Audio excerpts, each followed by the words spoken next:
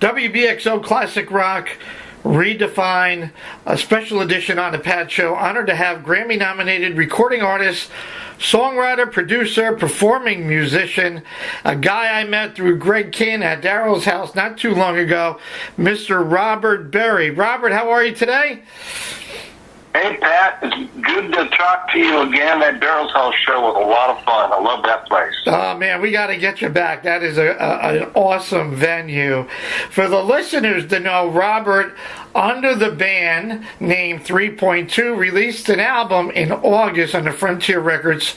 The rules have changed, and holy crap, Robert. I mean, wow. I mean, if you're a fan of the great late Keith Emerson and anything to do with ELP, this is a great memorial and a tribute to Keith. I mean, I literally got goosebumps, Robert, I got to tell you. Incredible. Well, I appreciate that. You know, a lot of time and a lot of self-doubt went into finishing that thing, because about 3 months into it, Keith died, you know, and we were going to do this 30 years later, do the second 3 album. In 1988, we had a hit with the band 3, Carl Palmer, Keith Emerson, and myself. The song was called Talking About, got the number 9. Seeing criticism from all the diehard ELP fans were so hard on Keith that he just wanted to leave it behind. And 27 years later, a record company put out a live 3 in Boston CD, and Keith heard it, and he called me up and said, wow, he goes, I just didn't realize we were such a good band. It's just the fire, the playing, the jamming, everything. We were really good. I said, well, God, Keith, I'm glad that you say that. I mean, I've always thought that, but, you know, people are so hard on you. He goes, yeah, I shouldn't let that bother me, but it does. But we were good. I hear it, you know. So we decided to do a follow-up 27 years later. And, of course, 3 months into that, like I said, he passed away, and for about 6 months, I wasn't going to do the album. I thought, well, how can I do this without Keith? We had 5 songs written, some of his keyboard parts on them, a lot of lyrics and melody stuff I didn't have yet. We were, you know, sort of working from a musical sense first, and I was going to do the lyrics and stuff second. And then the spark got rekindled, and I decided to finish it, not especially to be released. That's why I say there's a lot of self-doubt. When I got it done, I thought, oh, I don't even know what I am. I've spent a whole year getting this thing going and doing it exactly like Keith and I had talked about. And I checked with a few people, especially the record company, and Frontier says, you have to release this. And because I did, now I get to talk to people like you, the one that's on the menu of every Italian restaurant. That's the way to promote a show, I tell you, dude. What a job you're doing.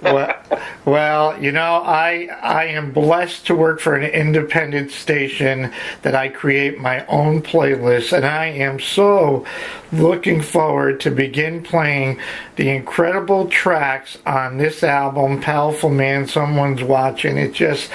The composition, Robert, for the production, the musicianship of you playing all this instruments, you really captured Keith's sound and spirit that I believe. I mean, the liner notes kind of brought tears to my eyes. I get goosebumps just thinking about it and preparing myself to chat with you today.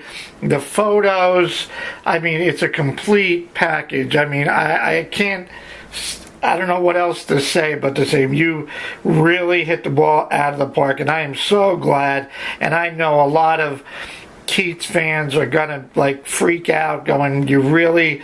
It kind of brought me back to the late '80s. You know, it's got so much of Keith in it, but man, what a terrific job, and long live the memory of Keith.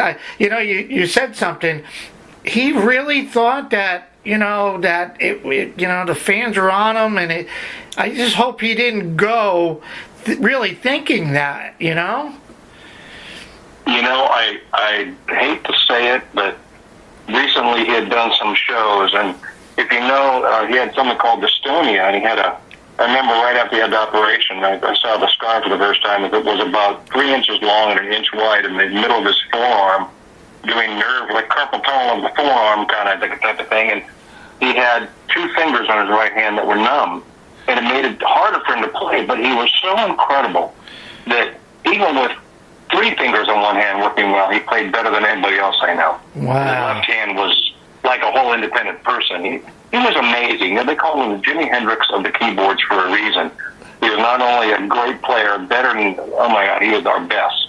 He was a sweet guy. He was really humble for being so dedicated to his craft. But he also, threw that organ around, stabbed knives in it. He was a performer like no other keyboard player ever. You've never seen that done by anybody. He inspired a lot of us when we were young to want to play keyboards in a band, and I started as a keyboard player in a band. There was so much that he brought to music. He brought the classics into rock and roll. Classical compositions was big. It was just amazing. But when we were working on the 3-2, he had mentioned that, he had a show in London and it was okay, and he goes, people just don't seem to care anymore. And when we decided to do it, I called the record company and said, Keith is really up on the 3 album.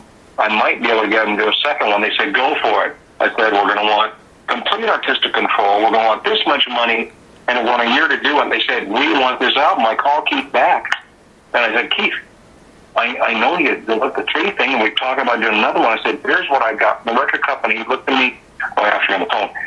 He said, what record company has that kind of money? He goes, nobody cares. He said, yeah, nobody cares anymore. I said, you're Keith Emerson. People care. Trust me on that. You could tell he'd been knocked down a few notches by some fan criticism and some writing. Oh, he can't play like he used to play. This show wasn't up to Emerson standards, that kind of stuff in the press. That kind of thing really bothered him. That we got such a good chunk of money in our contract and complete artistic control, and we could do whatever we damn please, make him really happy. And we were heading for it. And like I said, I had not only a cassette tape from 1988 with a couple of unfinished songs back then that he used, but I had digital files that he did at home of multi-track keyboards, not complete songs, but parts I was going to put into the songs that I was going to make up the song part for. And then we talked by phone back and forth with his piano, his Casio hammer action piano, that he was bragging about. Casio used to be a cheap piano you'd find in Kmart. I got a Casio. No, he was saying, this is the best. It has real hammer action. He goes, you can't believe how good this is. I'm thinking, really? And because I had a cheap, like not super cheap, but a Casio digital piano in front of my Pro Tools in my studio for plucking out notes for singers if they're hitting something wrong or a new chord or something. So I would be on my little piano. He'd be on his big Casio hammer action he was bragging about. And we played back and forth, and I'd put the parts down on the Pro Tools for the stuff we'd done on the phone. And it was funny because he'd play like really fast and articulate. And what about this? And I'd sort of go, and he'd go, yeah, you're missing that note and this chord. And then I'd get it up to speed a little bit. Then I'd record it, so I had his ideas down to refine when he came in the studio later. It was really a great process, but all along knowing that he felt a little beat down by I don't know if it's the press or the fans. Back in 1988, there was actually a guy that wrote him the lyrics. We had 2 girl background singers, female backgrounds. They were just great, beautiful girls. They dressed, this guy criticized, how dare you have scantily clad women in your band? No. That's degrading to the Emerson name. And I'm thinking, first of all, they weren't scantily clad, they're great outfits. But what man would say that? Yeah, exactly. They would usually say, oh, and the girls not only sang good, but they were beautiful girls. They'd say something positive, I would think. And Keith also, it was kind of funny, Carl used to get on, we'd be playing, we'd be in the dressing room before a show, and you'd hear the crowd going, chanting, and Keith would go, oh my God, they're booing us. Oh, no. Carl would look at him and go, Emerson, they're saying Keith, Keith, Keith. And of course, Carl was a little pissed off because they weren't saying Carl. Keith, Keith, Keith. And Keith would go, oh. He played so loud that his hearing wasn't great, And you could just tell that these few guys that had written him letters had really affected him, saying, you're ruining the Emerson legacy. You can't have girls in a band. And it was really kind of crazy. that's the reason the band didn't do a second album. He said, I can't do this anymore. The record company's not supporting it the way I think it should be. My criticism is from my important fans. Maybe there's 5 fans, that out of the hundreds of thousands around the world that love ELP and Keith Emerson, but these guys actually wrote letters, and one guy put his phone number in there, and when Keith called him, the guy just read him the riot act. How great he was and how lousy the album was. And there's some tracks in that album. Maybe not all of it was right for Keith Emerson or for any of us. It was our first album. You got to learn. You're on the road. You're writing together. You're recording. You learn a lot about what your possibilities are. And then taking it out on the road, you learn of what you do the fans really like. And that guides your second album. But Keith, was hard on him. What a don't want to dwell on it too much, but it had a lot to do with why he's gone too. So well, he's got to be looking down, Robert, with a big smile on his face. I mean, this album is a kick-ass, a great, well done job. I want to say, and I know you work with some great artists, and I know you were a little part of GTR, and I got to meet real briefly with Steve Howe this year at the Yes 50th anniversary, and what a guy! I mean, one of the greatest guitar players ever. I mean, a wow moment for me. And I tried to grab a quick picture with him. And I mean, what was working with Steve like? I mean, that's got to be like. I mean, can you top any of that? Pat, I got to tell you, I was a guy. I'm in Campbell, California. Here, this is Silicon Valley. I mean, this is really where half a mile down the street is where eBay started. The other half a mile. Netflix, where they started. These are the corporate and the big offices. 2 miles away is the big Apple donut, that spaceship they built. You know about that? Mm-hmm. Huge company. I mean, it's all right here. This is where all these companies start, where all the angel investors, all this stuff by Stanford University. It's all right here. And I have a local band, and called Hush. It's a progressive rock cover band. We do a progressive rock original album. We get a little tour, get a record contract. But I couldn't crack it. And I get a call on my studio phone right here in Campbell, Sound Tech, in 1986 from Carl Palmer. Wow. And he says, I'm here at Geffen Records. They have played me your cassette tape. I really like it. I want to start a band. I'm sitting there thinking, this has got to be my friend Richard Katz, who actually does album covers for me and stuff a long time ago. He's got to be playing a joke on me. I said, yeah, well, how are you? Just like, well, how are you? Just like that, Right. And he goes, well, I'm fine, and I really like, I'm sitting with John Clogner, then I'm like, well, John Clogner is my guy at Geffen who's grooming me as a solo artist over there. I'm thinking, well, wait a minute. This could be the real guy. It's kind of a high voice. Oh, yeah. He talks like this. He's kind of high up there. And I'm thinking, wait a minute. This is really him. I said, well, yeah, I'd be very interested. Okay, well, I'll have my manager call you. GTR's in town. Brian Lane, the manager, will be with him. You can meet him and we'll get together. I'm like, okay, bye. Oh, wow. Hung up the phone. I just sat there. What happened, I met Brian at a GTR concert. Didn't really get to meet Steve Howe. Just kind of waved, my guitar hero, right? Him and Jeff Beck. That's guitar for me right there. There you go. And later on, I'm in England trying to get a band together with Carl, and nobody's really working. Don Aries from Ozzy Osbourne band, with Joelyn Turner, singer from Rainbow. I mean, we tried all these things. It just didn't click. So Steve Hackett leaves GTR. I get a call from Brian. Steve Howe likes your material. You want to meet with Steve? Jesus. Well, I can say... How do you say no to that? Really? So I go to Steve's house, and this is the funny part, even as a nobody, a guy that hadn't had any hit records, barely had anything on the radio, except for locally, I know that if I am me and I do the kind of work I do, the way I like to do it, the way I have a good perspective because I've been recording studio, I produce people all the time. So perspective is big on my list.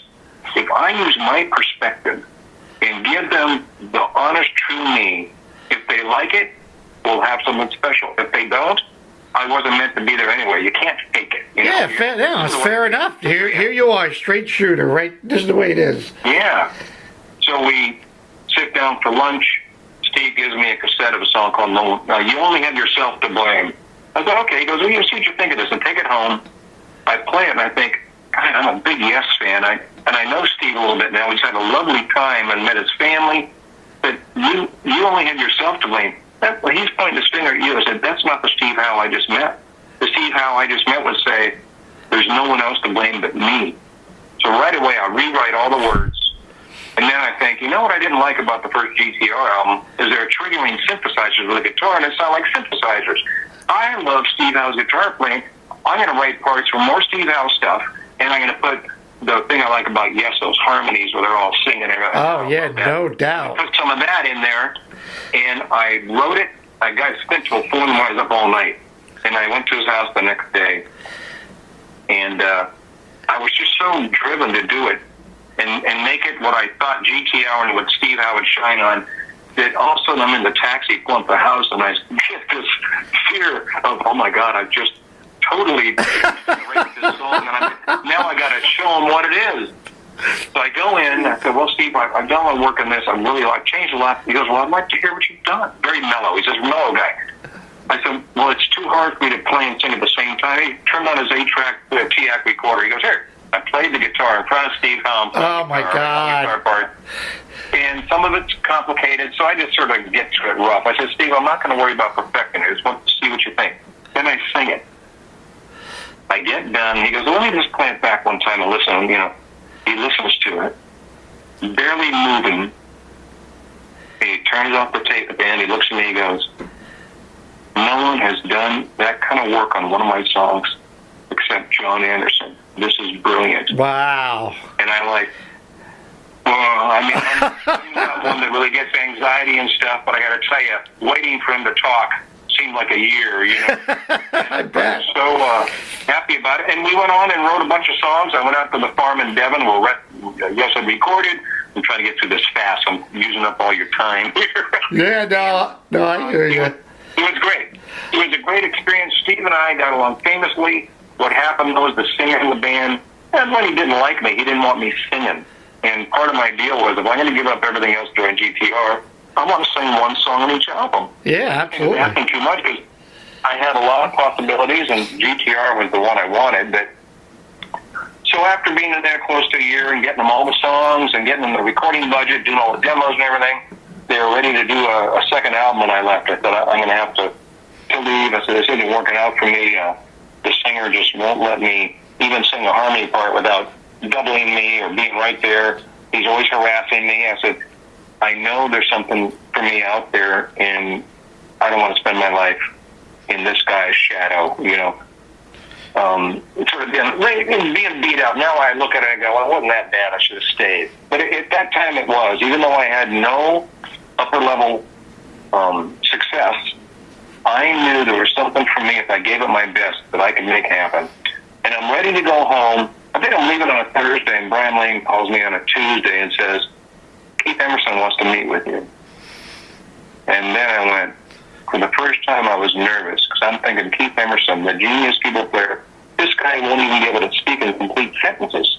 He's going to be so out there and wacky like a mad scientist, right? And we met and got along famously, and that's where it kind of... Wow. Well, you know, I know I'm over my time limit, Robert.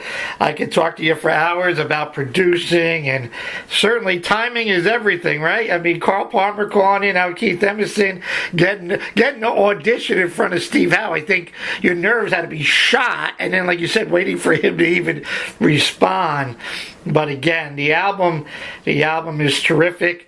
And I can't wait to start playing the tracks. The other thing is we got to get you back to Daryl's house, because I created a thing called 5 for It All, where I have the artist roll 5 dice, and if you total a 5 of a kind in 3 rolls, I play your entire album on my radio show. And we videotape it, and I take advantage of my creativity and my independence and doing everything to get new music, keeping new music alive on the radio airways as much as I can. So much. Let me just ask you, talk to me really quick about December People. December People is the guitar player from Boston, Gary Peel, the drummer from Sammy Hagar's band, David Lauser, the keyboard player from the Tubes, Dave Med, and Jack Foster, international solo artist, and myself, which right now from Emerson Palmer, but really from Greg Kim Band, Right. And we get together November, December, and we play for charity. And we're going to do a show here in Campbell. 100% of the ticket sales are going to the homeless here. Great. And it's been a passion of mine. We've been doing it for 8 years, and I was hoping that we'd be getting it going bigger by now, because it's a great band. But at holiday time, you ought to try playing the love songs. It's kind of interesting stuff. It's based on all the classic rock bands. Like we do Angels We Heard on High, and like Journey's Don't Stop Believin', Carol the Bells, like Yes. It's amazing. Everything kind of fits like a glove, where it seems like that song could have been on that album by that band, but it's a holiday song. It's really something. Well, we're definitely going to look into that and get out a couple of tracks for that for the holiday. Quickly, what's next for Robert Berry? I mean, obviously, you're the one man that put all of this together. Any sense or thought of trying to put a tour and finding guys to fill in the gaps here so you could really promote the album? Yeah, that is the plan. And that wasn't the plan to begin with. Keith and I had talked about doing like one show maybe, and not really touring, but with the response, I got to tell you, Pat, I'm just so flattered and sort of overwhelmed. It worries me because there hasn't been a bad review. They've all been like stellar, great. I mean, I just didn't expect it, and I'm not bragging about it. That's just the fact. You can look anywhere, and people are going, "We really like this. We really feel Keith. We really feel the intentions of it. We love the sound." It's really something. So a manager called me and said, "I want to manage this. I want to put this on the road next year." Now, really? He goes, "Yeah, I want you to do a world tour." I'm thinking, well, 10 years ago that would have sounded really good. I'm still ready. You know what I mean? It's like, okay, well, that sounds good. So they're working on that now. The only guy I know for sure that's going to be in the band is my best friend Paul Keller, who was in the original 3 lineup on tour. Nice. Fantastic guitar player, wonderful guy that I've known since college. We've been together a long time. He knows how to do the stuff that needs to be done on the guitar, that's for sure. And I'm looking at a few keyboard players now. The guy's going to have to be totally insane to take on this job. Yeah, no doubt. Oh, my God. Yeah, I mean, my 30-year history of progressive rock, starting with the first 3 albums, things like Desde La Vida was really hard, going into my tribute series of Magna Carta with things like Roundabout and Watch Through the Sky that were sort of critically acclaimed as on these tribute albums, doing 3.2 material, which is really difficult. And I have an album, Pilgrimage to a Point, which has both the second 3 album and the second GTR album tracks that were my favorites. Those albums never got released. So to do those, so it's a really hard set to do live, but the drummer and the keyboard player both have to be crazy guys, and I'm talking to some people that are really excited. It's more like picking the one that I really think will be dedicated to doing exactly what is on the recordings and making it come alive. So, that's the plan. That is excellent. Right on the head. I like that plan. Daryl's house a little bit small. We hope to get a little bit bigger than Daryl's house when they come by you, so you're going to have to... Although, I don't know how close you live to Daryl's house, but to travel to that place, I felt like I was going out to the Ozarks. Well, no, the radio station's about 10 minutes away, but I'm a little bit about 20 minutes away. But there are great venues here in the Mid-Hudson Valley, and I'm sure your folks are going to look at that and take care of that.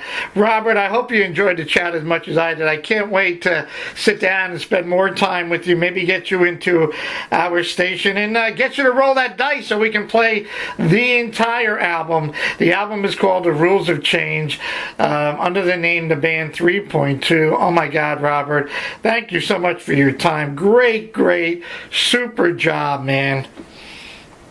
Well, I appreciate it. I want to tell you, I'm proud that you've landed in a station like this that lets you do your own playlist and gets you to do entertainment and radio the way it should be done. So much of radio has been ruined, and it's guys like you that let people know exactly what radio should be doing. Sort of a community service besides getting You probably play everything, whatever you want to play. Stuff and this stuff, you do it all. I just saw that there was this gap. I mean, I can play anything, so I play a great mix of ELP, and then I put the new stuff together. I mean, there are great established national bands out there that have brand new albums that, unfortunately, and I don't want to pick on corporate radio, but you're going to hear the same. You know, the Beatles, the Steppenwolves, and the Stones, and you never hear the brand new Cheap Trick, Night Ranger, Styx, and independent folks like yourself. And when I play it, and I have a all request hour, and I got listeners from all over the country and the world that constantly say, "Who is that? What was that?"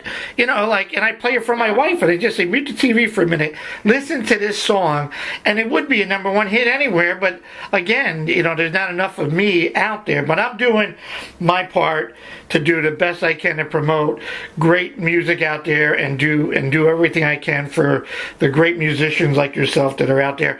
You can find out Robert's album on Amazon and iTunes. Check him out at robertberry.com. He's got Facebook. He's got it all going on. Robert, safe travels. Anything that I can do, please let John know. And I look forward to seeing you again. And we're gonna kill these tracks on the Pat Show coming up, starting this Sunday. Definitely playing Powerful Man, or somebody's watching. One of the two, if not both, buddy. All right, Pat. I appreciate it, man. It's been great talking to you. All right, buddy. Robert Berry on the Pat Show on WBXO. We are classic rock, and we are redefined. Thanks, Robert. Thank you, Pat. We'll talk to you soon. Okay, buddy. Bye now.